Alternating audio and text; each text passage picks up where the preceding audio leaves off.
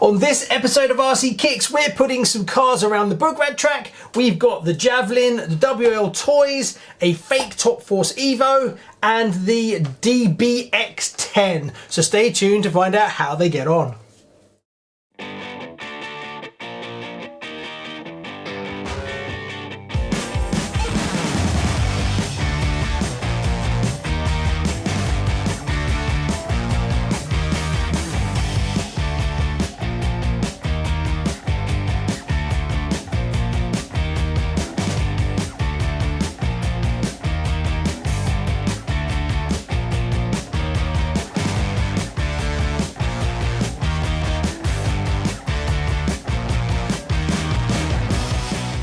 Hi, welcome to RC Kicks. Okay, well, the sun has finally come out in the UK and the garden has dried out enough that we can blast a few cars around, and it's an excuse to get outside and enjoy the fresh air. So I picked a few cars that have never been around the track before, and we're just going to run them, have some fun, see what they're like to drive around the track, and see if they set a reasonable time. Now, they're all pretty much stock. The DBX-10 is stock.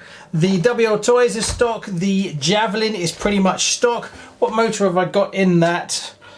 It's a standard brushed motor, so nothing super hot. The only one that's got brushless is the fake Top Force Evo. Well, when I say fake, it's got all the bells and whistles on it pretty much, but it's not an original one. This is running a brushless, cheap, entry-level electronic speed controller and motor, so it should be the fastest of all of them. Now, they're all so different. This is just a bit of fun. You can't compete one against the other really, as these are all very different, but it's just for a laugh. So let's go put them around the track. What should we start with? I think we'll start from this end and work our way across. So let's see how good the DBX-10 is around the track.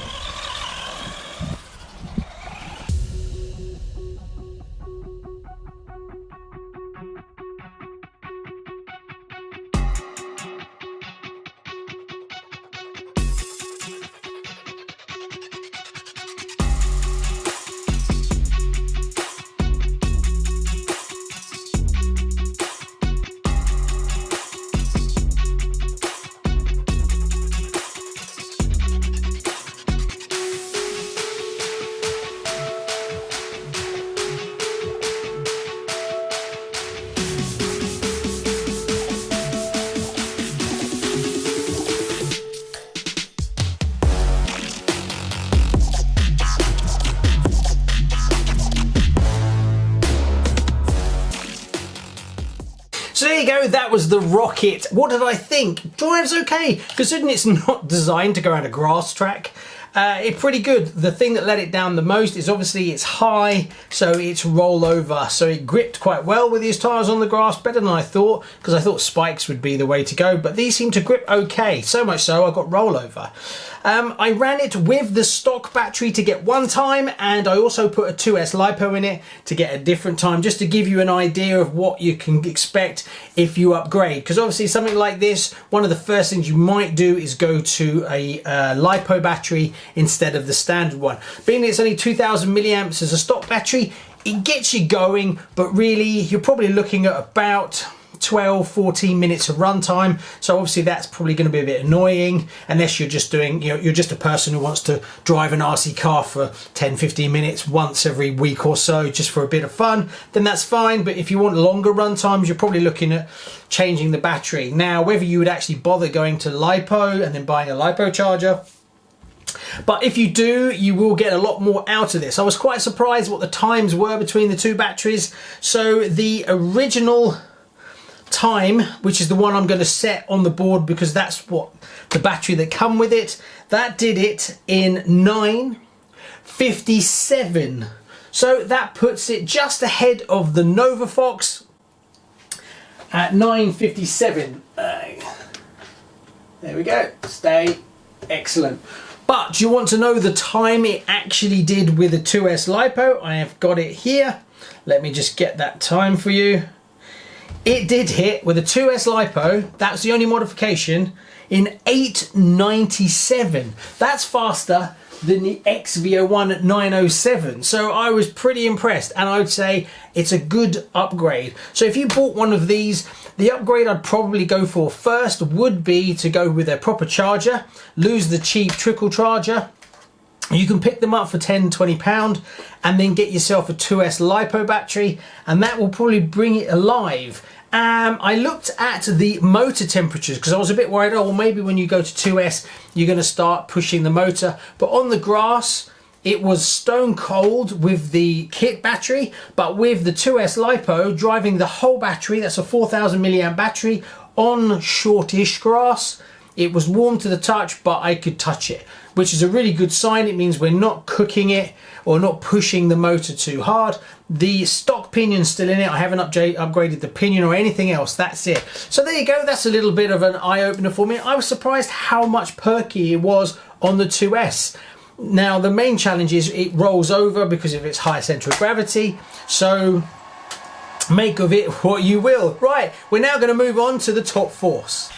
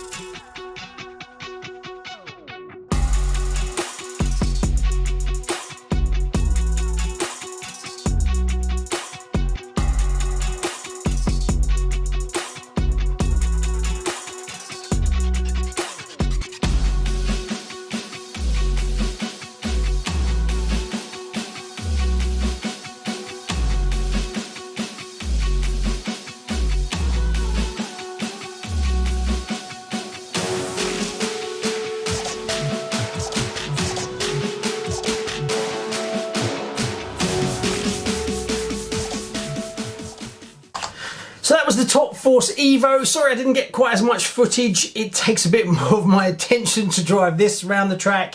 And with these tyres, it was very grippy, very responsive. Something's not quite right with the front of this car. It's to do with the diffs. I'm not sure. See, like now, there's no drive at the front.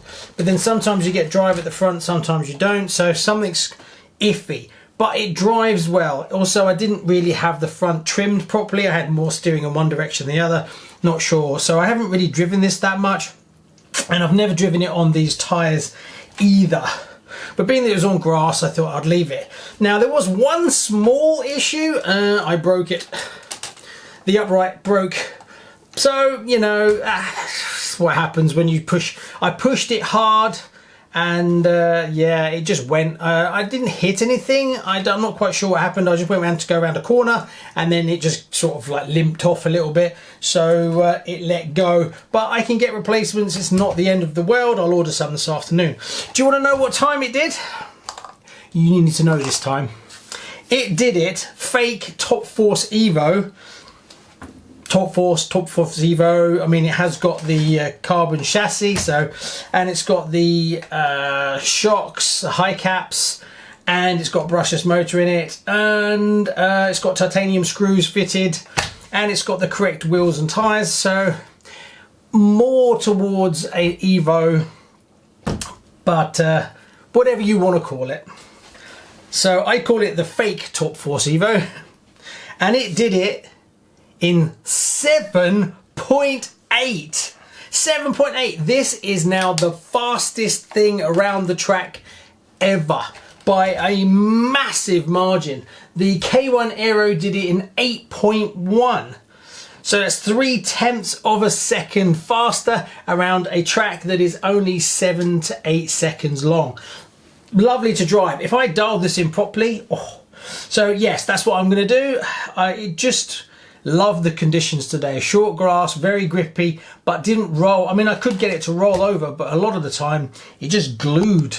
I found later on that as I was going into the hairpin at the end, pushing in reverse, dug in and turned much better, and I managed to save quite a bit of time there instead of just running on and letting it slow down around the corner. So yeah, I was very impressed with that one. So 7.8, new record. right at the top. Oh, I can push it down. Also, it's running brushes as well, so it has lots of punch. Right, next we move on to the WLToys, whatever the number is, I can't remember, 019 at the end. Let's run this around the track. Now, one thing I'm interested about this one is obviously it's a lot smaller. The track is very technical and very small, so hopefully this will be well suited. Being that the grass is actually quite dry, I'm hoping these tyres do grip well. So it could set quite a good time, being it's small and it is quite powerful. So let's find out.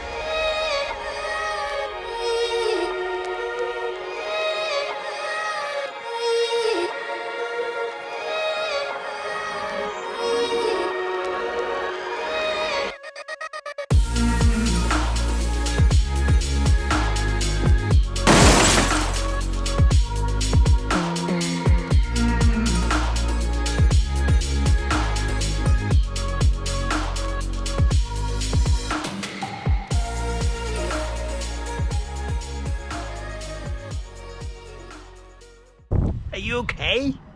So there you go, that's the WLToys 124019. What do I think about that? Oh my god, it's so fast. Insanely fast and small, so it's very suited to the track because it's a very small track. So yeah, very nimble. The tyres are what let it down. If I had spike tyres, I think it would be able to grip better. But it did flip over, I had to be a bit careful, but it's so fast with the 550 motor in it, and it weighs nothing. And then when you look at how small it is as well, nimble, it's kind of perfect for the track. So what time did it do? Well, it did it in 8.13. Yeah, this little tiny thing basically is in third place. It's the third fastest car, and there was probably a bit more in it. It could have possibly snatched second place, but we're going to leave it there because I gave it my best shot. I didn't quite hook up a perfect lap, but I crashed it a lot, and it stood up to it, and I actually crashed it properly into the playhouse and it jammed underneath. So 813 in third place. Mind-bending. So that takes us down to the last one, the Kyosho Javelin. So what do you reckon it's going to do? I don't know. It's very heavy, and it's running NIMH and a brushed motor. So it's less power and more heavy, but it's got good tyres. Four-wheel drive is very good, and it is a proper racer. So let's find out how fast it goes around the track.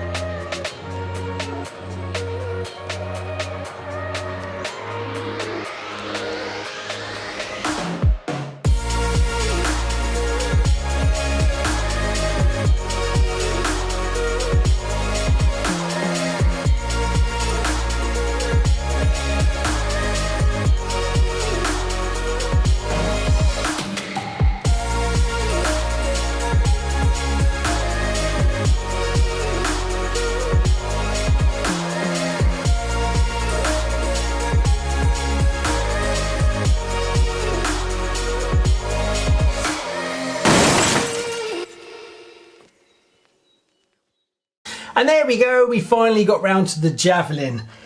These tyres are definitely what works best on the BGRAT track. You grip all the time and you can get the power down really easy, and it's just a bit more manageable. Would be even better if it was like dirt and gravel. Drives reasonably well, very heavy. It's a very heavy buggy. The electronics I've got in it work okay, but the motor is just not powerful enough to really push this. So it could do with brushless in it really, purely because it's just so much metal and it's so heavy. But it feels very tank-like. But I love the look of it, it's gorgeous. So what time did it do? Well, it did 8.73, which basically means it puts it between the XVO1 and just behind the Cat. So not too bad considering it's running on a brushed motor, but with more power it would definitely come alive and be further up the list. Now obviously this is just a bit of fun. You can take any one of these cars and improve them to go around the track faster, but trying to keep them as stock as possible. And then when I do upgrades, we will run them again, and it's just for fun. It's very difficult to compare one to the other, as some are on 2S lipos, some are brushed, some are brushless, but it's just to get them out running in the garden now that the weather's changed. Anyway, thanks very much. Please like and subscribe, and if you want to see more content from us, head over to the RC Kicks Patreon page where I post in the background constantly, and I'll see you over on one of these videos shortly.